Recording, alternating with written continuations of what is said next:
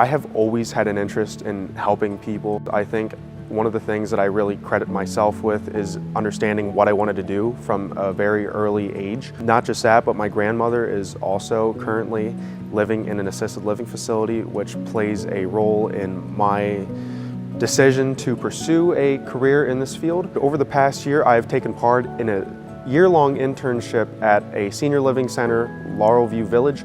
While this internship was only intended to be a semester-long internship, I was very fortunate enough to receive a grant. With the help of my internship supervisor and the help of my advisor currently, we were able to make this semester-long internship a year-long internship. So I am very appreciative and very grateful for the experience to be able to continue on with gaining this invaluable knowledge and continuing my work serving the patient population at Laurel View Village.